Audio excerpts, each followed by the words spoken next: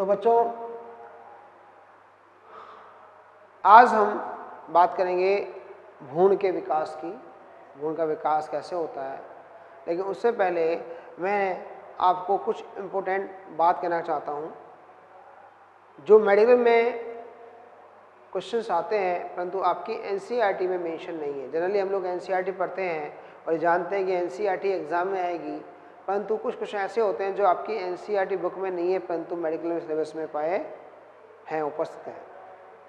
जैसे कल हमने जो पढ़ा था वो ये था कि भ्रूण कोश जो होता है उसका निर्माण होता है डबल फर्टिलाइजेशन के अंदर होती है त्रिक संलयन की प्रक्रिया। उससे पहले पीईएन बनता है और पीईएन जो होता है वो भ्रूण कोश का निर्माण करता है। और ये भ्रूण कोश निर्माण के आधार पर 3 प्रकार के होते हैं, केंद्रकीय, कोशिकीय और मध्यवर्ती हिलोबियल। ये पढ़ा है हमने। लेकिन इन भ्रूणपोष के अलावा भी कुछ विशिष्ट प्रकार के भ्रूणपोष पाए जाते हैं विभिन्न पौधों में, या कुछ पौधे ऐसे हैं जिनमें भ्रूणपोष पाया ही नहीं जाता। तो हम कैसे पढ़ेंगे? तो आपकी बुक में एंडोस्पर्म के टाइप्स में मेंशन नहीं है, केवल एक जो न्यूक्लियर टाइप ऑफ एंडोस्पर्म है उसको डिस्क्राइब किया गया है जो कोकोनट में होता है, बाकी नहीं है। तो इसका मतलब ये नहीं हमें पढ़ने नहीं है, हमें उन सबको पढ़ना है, ठीक है ना। तो अब हम बात कर रहे हैं कुछ इंपॉर्टेंट पॉइंट है यहाँ पे जो आपके किससे रिलेटेड है, एंडोस्पर्म से रिलेटेड है। तो पहला पॉइंट था यहाँ पर एंडोस्पर्म इज एब्सेंट। मैंने भी कहा जितने भी एंडोस्पर्म है सब में एंडोस्पर्म होना चाहिए, एंडोस्पर्म होता है क्योंकि एम्ब्रियो विकास वही करता है। लेकिन कुछ पौधे ऐसे हैं जिनमें एंडोस्पर्म नहीं मिलता। ये क्वेश्चन मेरे को आ चुका, endosperm is absent at the orchidaceae family. ये मोनोकॉट का एक्सेप्शन भी है, ठीक है। जनरली मिलता है परंतु डाइकोट्स में एंडोस्पर्म नहीं होता है बीज के अंदर, लेकिन मोनोकॉट के अंदर भी नहीं होता। ये भी क्या हुआ आपका एक्सेप्शन हो गया। दूसरा डिप्लॉयड एंडोस्पर्म, ये मैं बता चुका आपको जब मैंने पढ़ा था type of embryo sac, monosporic bisporic. तो मोनोस्पोरिक हमने 2 पढ़े थे, पॉलीगोनम टाइप और ऑर्निथेरा टाइप 2 पढ़े थे हमने। तो पॉलीगोनम टाइप जो पढ़ा था उसमें तो 8 न्यूक्लियाई थे, लेकिन जो हमने पढ़ा था ऑर्निथेरा टाइप उसमें कितने थे, 4 न्यूक्लियाई थे। 4 न्यूक्लियाई में 3 न्यूक्लियाई ने क्या बना लिया, केंद्रक में रखे अंड समुच्चय बना लिया, बचा क्या, एक। तो पोलर सेल में केवल एक ही केंद्रक था और एक नर केंद्रक मिलकर 2n एंडोस्पर्म बनाते हैं। डिप्लॉयड भ्रूणकोश कैसे बनाएंगे, 2n प्रकार का एंडोस्पर्म निर्माण करते हैं। एग्जाम्पल क्या था इसका, ऑइनोथेरा। तीसरा आता है हमारे पास एडिबल एंडोस्पर्म। ऐसा कौन सा पौधा है इसका भ्रूणकोश खाया जाता है, जानते हो सब लोग, नारियल बताया था मैंने आपको। नारियल एक ऐसा फल है जो खाया भी जाता है और पिया भी जाता है। एक क्वेश्चन पूछा गया था सिंपल जीके के अंदर कि ऐसा कौन सा फल है जो खाया जाता है और पिया जाता है, बताइए। तो उसमें एक पॉइंट आता है, वो आता है आंसर जो आएगा वो आता है नारियल। एक बच्चे कहते थे आम भी खाया जाता है पिया भी जाता है। बेटा आम कैसे खाया जाता है, आम खाते सही है, पीते कैसे आम को, पीते नहीं है आम को, सर आमरस पीते हैं, नहीं आमरस नहीं है। मैं कह रहा हूँ पका हुआ फल हम बनाते हैं वो नहीं, नेचुरली रूप से जिसको पीते हैं उसकी बात कर रहे हैं, ठीक है। तो नारियल एक ऐसा फल है जिसको खाया भी जाता है और पिया भी जाता है, क्लियर है। तो इसमें नारियल के लिए कहावत फेमस है, एक कटोरे पे कटोरा बेटा बाप से गोरा, सुना है आप लोगों ने, कटोरे पे कटोरा बेटा बाप से गोरा। ये नारियल के लिए एक पुरानी कहावत है जो हम बोली जाती है, पहेली जिसे हम कहते हैं। तो नारियल जो होता है उसमें आता है आपका एडिबल का एंडोस्पर्म आता है, जिसमें खाते हैं और पीते भी हैं। जब नारियल पानी पीते हैं वो तरल भ्रूणकोश होता है, और जब नारियल खाते हैं गिरी वो क्या होता है, ठोस भ्रूणकोश होता है। फिर आते हैं अगले एग्जाम्पल पे जिसका नाम है रूमिनेंट एंडोस्पर्म। रूमिनेंट होता है चर्बी भात, कटा फटा तिरछा होता है, उसे बोलते हैं रूमिनेंट। तो रूमिनेंट जो एंडोस्पर्म होता है वो मिलता है बीटल नट में, इसे मिलता है बीटल नट में, और सुपारी जो होता है उसमें मिल जाता है। और फिर आते हैं मोज़ेक एंडोस्पर्म। ये क्वेश्चन मेडिकल में आ चुका, मोज़ेक प्रकार का एंडोस्पर्म किसमें पाया जाता है। तो मोज़ेक एंडोस्पर्म जो होता है वो मक्का और टमाटर में पाया जाता है, ठीक है। तो ये चारों प्रकार के जो मैंने बताए आपको, ये पॉइंट 4-5 जो पॉइंट हैं, ये चारों पांचों पॉइंट आपके मेडिकल एग्जाम में ऑलरेडी आ चुके हैं, इसलिए इन्हें हमें याद रखना है। क्लियर है? तो ये तो हुआ एंडोस्पर्म के बारे में। आज हम बात कर रहे हैं आगे, वो है डेवलपमेंट ऑफ द एम्ब्रियो, भ्रूण का विकास किस प्रकार से होता है।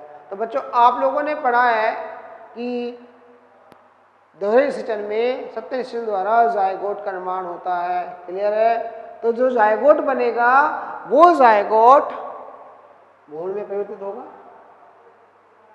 तो जायगोट से भ्रूण बनने की जो प्रक्रिया होती है उसे बोलते हैं भ्रूणकी या एम्ब्रियोजेनेसिस कहते हैं, एम्ब्रियोनी कहते हैं, या ऐसे हिंदी में बोल देते हैं भ्रूणकी, डेवलपमेंट ऑफ एम्ब्रियो, भ्रूण का विकास कैसे हुआ। सामान्य तो भ्रूण का विकास होता है वो होता है जायगोट से। जायगोट क्या होता है? 2n होता है, इससे बनता है प्रो एम्ब्रियो, प्रो एम्ब्रियो से बनता है एम्ब्रियो।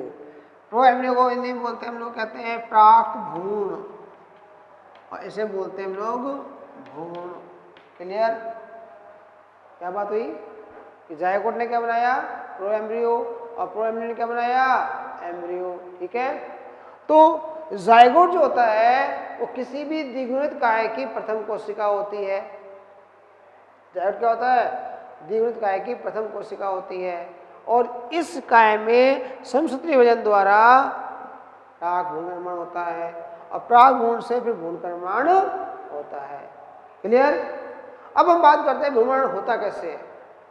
तो हम यहाँ बात करते हैं कि आवर्तबीजी पादपों में भ्रूण दो प्रकार के होते हैं, डाइकोट और मोनोकोट, द्विबीजपत्री भ्रूण और एक बीजपत्री भ्रूण। ठीक है।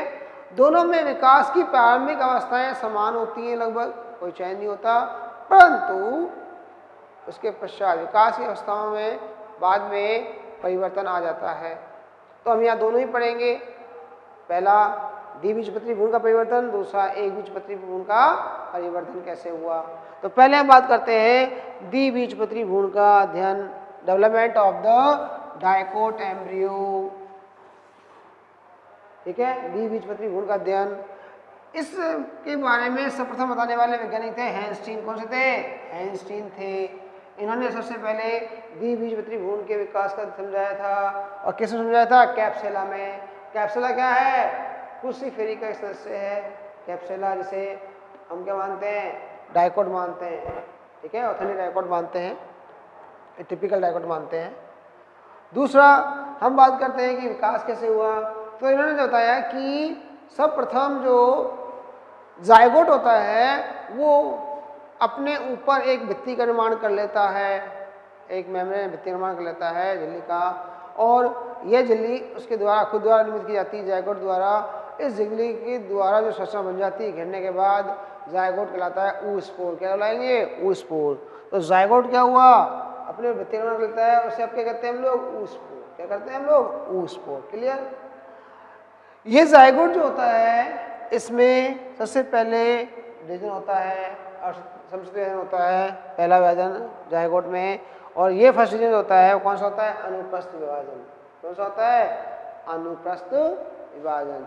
तो जायगोट में प्रथम विभाजन होने वाला कौन सा है? अनुप्रस्थ विभाजन। मेडिकल एग्जाम में क्वेश्चन आया हुआ है कि आवर्तबीजी पादपों में जायगोट में प्रथम विभाजन कौन सा होता है? तो क्या दोगे answer?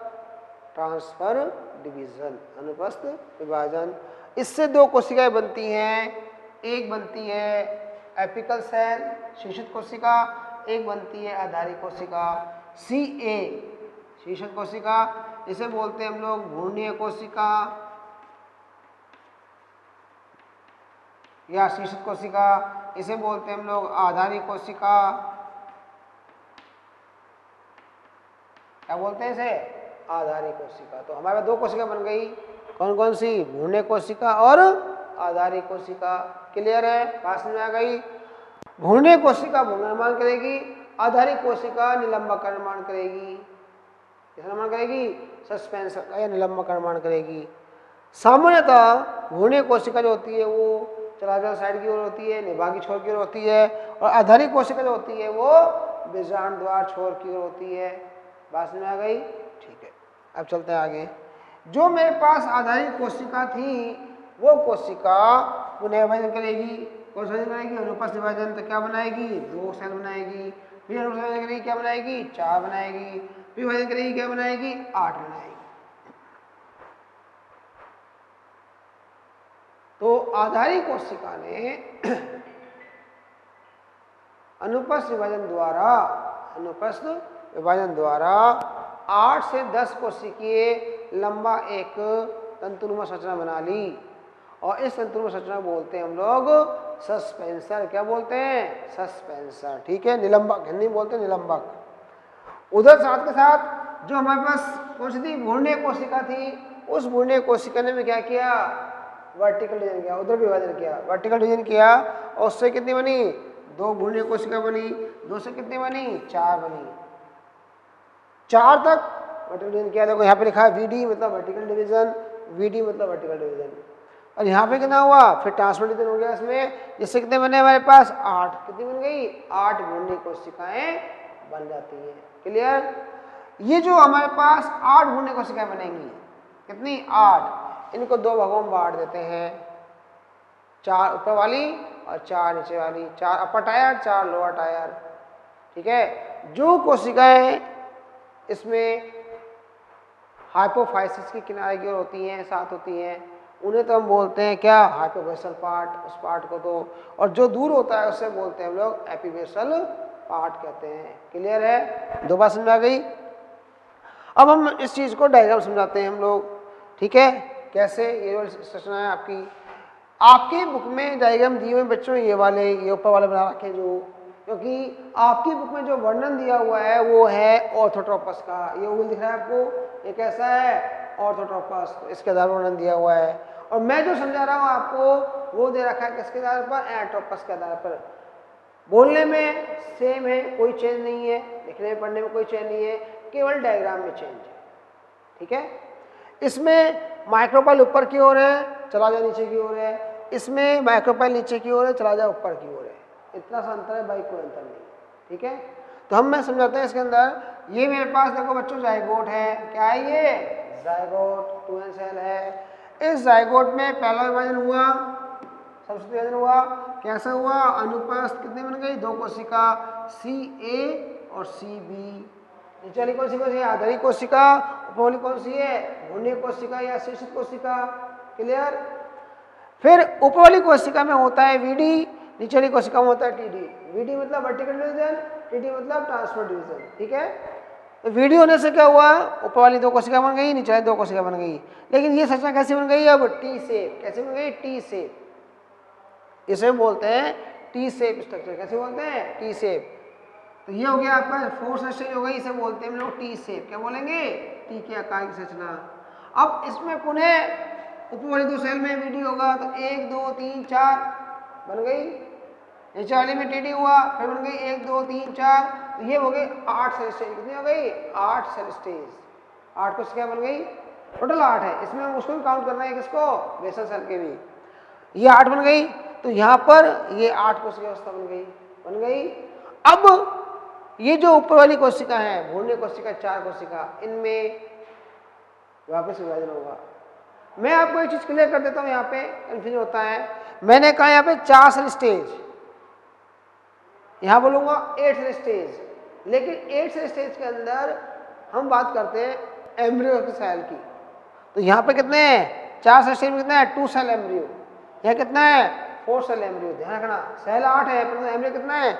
2 cell embryo, 4 cell embryo, 8 cell embryo. ठीक है ना? एम्ब्रियो की बात अलग है, सेल की बात अलग है। तो यहाँ पर हमारे पास 8 सेल बन गई हैं। ये 8 सेल जो बनी, इनमें पुनः फिर विभाजन होगा। तो जो हमारे पास ये सेल बनेंगी 4 आधारी कोशिका बनी, 4 सेल बनी, ये सेल पुनः विभाजन करती है TD, जिससे हमारे पास 8 से या 10 कोशिकाएं लंबा एक तंतु बन जाता है। इस तंतु को बोलते हैं सस्पेंसर। देखो ये बन गया, इसमें बोलते हैं सस्पेंसर। इसको हिंदी में बोलते हैं निलंबक। क्या बोलते हैं? निलंबक बोलते हैं। ठीक है, ये संरचना ऐसे दिखने में लगेगी जैसे लॉलीपॉप। आप लोग बच्चे लॉलीपॉप खाते हो, लॉलीपॉप में देखा होगा आपने कि लॉलीपॉप में ऊपर कैसा फूला होता है, नीचे डंडी होती है, ऐसे होती है ना। तो ऊपर का फूला हुआ जो संरचना दिख रही है आपको, वो तो एम्ब्रियो हो गया। क्या हो गया? एम्ब्रियो। और जो डंडी दिख रही है आपको नीचे, वो सस्पेंशन हो गया, उसे बोलते हैं निलंबक। क्लियर है? अब इस निलंबक के अंदर भी दो भाग हैं। कौन से भाग है? सुनना। ये जो निलंबक है, इस निलंबक की वो कोशिका जो इससे जुड़ी हुई है एम्ब्रियो से, ये वाली कोशिका दिख रही है आपको, और वो कोशिका जो लास्ट में है, फ्री है, जो कि जुड़ी हुई नहीं, फ्री एंड है वो कोशिका। तो इस निलंबक तंतु की फ्री कोशिका, सबसे अंतिम कोशिका जो होती है फ्री एंड पे, वो फूल जाती है। वो कैसी हो गई? फूल जाती है। और उस फूली सचा को बोलते हैं हम लोग होस्टोरिया। होस्टोरिया मतलब चूसकांग। जैसे देखो यहाँ फूल गई, ये नहीं, यहाँ फूल गई, इसे बोलते हैं हिंदी में चूसकांग। क्या बोलते हैं? चूसकांग। अब आपको सोचिए ये क्या चीज है? चूसकांग होता है जिसके द्वारा भोजन का चूषण किया जाता है। ये हो गया चूसकांग। तो ये भ्रूण कोश से भोजन को ग्रहण करता है, भोजन को ग्रहण करके ये आगे सप्लाई करता है। इसकी दूसरी कोशिका जो इस एम्ब्रियो से जुड़ी होती है, इसे बोलते हैं हाइपोफाइसिस। क्या बोलते हैं इसको? हाइपोफाइसिस या अधस्फीतिका कहते हैं इसको। ये हाइपोफाइसिस जो होती है, ये जुड़ी होती है किससे? भ्रूणक से। ये इसको पोषण होती है, और ये भ्रूण के और निलंबक के बीच में मध्यवर्ती होती है। जब भ्रूण परिपक्व हो जाता है, अर्थात बीज बन जाता है ओव्यूल, उस टाइम पर यह मूल गोप का निर्माण करती है। किसकी करती है? गोप का निर्माण करती है। तो हाइपोफाइसिस और चूसकांग के बीच में जो तंतुमय संरचना होती है उसे बोलते हैं निलंबक। वो क्या होती है? वो निलंबक ही है। पूरा तंतु ही निलंबक है। इसका एक सिरा फूल गया जो चूसकांग बना लिया, और दूसरा सिरा जो जुड़ा हुआ है उसे बोलते हैं हाइपोफाइसिस। क्लियर? और जो ऊपर संरचना बनी हुई है, ये गोलाकार संरचना होती है, ये संरचना होती है आपके एम्ब्रियो, और इस संपूर्ण संरचना को बोलते हैं हम लोग प्रो एम्ब्रियो, प्राक भ्रूण। तो प्राक भ्रूण क्या होता है? 8 से 16 कोशिका जो भ्रूण की अवस्था होती है उसे बोलते हैं हम लोग प्राक भ्रूण कहते हैं। क्लियर? अब यहां तक का जो विकास होता है वो डाइकोट और मोनोकोट एम्ब्रियो में लगभग समान होता है, परंतु अब इनमें परिवर्तन होता है। ये जो ग्लोबुलर संरचना होती है, इस संरचना के अंदर जो शीर्ष में जो कोशिकाएं होती हैं, किस पर? एपिबेसल पार्ट पर, वो उनमें से दो कोशिकाएं जो होती हैं वो बीज पत्र प्रारंभिक का काम करती हैं। जैसे देखो इस डायग्राम बना रखा है मैंने, ये रही, ये दो कोशिकाएं होती हैं, ये बीज पत्र प्रारंभिक का काम करती हैं, और ये तीव्र गति से वृद्धि करती है, जिस कारण भ्रूण की संरचना क्या होती है? हार्ट जैसी होती है। हार्ट शेप, देखो ये हार्ट शेप रहती है, हृदयाकार हो जाती है। इसे बोलते हैं इसको हृदयाकार भ्रूण। क्या बोलते हैं? हृदयाकार भ्रूण कहते हैं। अब ये जो कोशिका होती हैं ये लगातार विभाजन करती हैं, और इनके लगातार विभाजन करने से दो बीज पत्रों का निर्माण होता है। बीज पत्री कोशिकाएं अन्य कोशिका में तीव्र गति से वृद्धि करती हैं, जैसे बीज पत्र की लंबाई बढ़ जाती है, और उससे हमारे पास डाइकोट एम्ब्रियो बन जाता है। बन गया? क्योंकि भ्रूण कोश का साइज फिक्स होता है, भ्रूण कोश का साइज फिक्स होता है, इसलिए ये बढ़ते हुए बीज पत्र होते हैं, ये आगे जाके मुड़ जाते हैं। मुड़ जाने पर ये संरचना जो इस प्रकार संरचना वो ऐसे जाती है, और इस संरचना को बोलते हैं हम लोग टॉर्पीडो स्टेज। क्या बोलते हैं? Torpedo stage. क्या वो कहेंगे इसको? Torpedo stage. ठीक है? तो डाइकोट एम्ब्रियो में ग्लोबुलर स्ट्रक्चर बनती है पहले, उसके बाद बनती है हार्ट शेप स्ट्रक्चर बनती है, और इसके बाद क्या बनती है? टॉर्पीडो स्टेज का निर्माण होता है। क्लियर? बात समझ आ गई? तो पहले क्या हुआ? जायगोट, दूसरा स्टेज, 4 स्टेज, 8 स्टेज, फिर क्या हुआ? 8 सेल एम्ब्रियो स्टेज, ये फिलामेंट बना, होस्टोरिया बना, हाइपोफाइसिस बना, इसमें डिवीजन हुआ, बीज पत्री नासी प्रारंभिक बनी, उन्होंने विभाजन किया तीव्र गति से, हार्ट शेप संरचना बनी, हार्ट शेप से क्या बना? बीज पत्र का निर्माण हुआ, बीज पत्र के बाद क्या हुआ? ये टॉर्पीडो स्टेज का निर्माण हो जाता है। क्लियर है? तो ये एक द्विबीजपत्री बीज के विकास की संरचना है, और इस संरचना में जब ये मूली अक्ष दिखाई देती है आपको, एक भ्रूणीय अक्ष का निर्माण होता है, और भ्रूणीय अक्ष क्या होता है? जिसपे भ्रूण के दोनों अक्ष प्रांकुर और मूलांकुर पाए जाते हैं, वो पाए जाते हैं। और इस घूर्णी अक्ष का एक नाम दिया है जिसे बोलते हैं टिगेलियम। क्या बोलते हैं? टिगेलियम कहा जाता है। तो टिगेलियम क्वेश्चन आ चुका है मेडिकल में। टिगेलियम क्या है? घूर्णी अक्ष। टिगेलियम क्या है? घूर्णी अक्ष कहलाती है। Okay, thank you.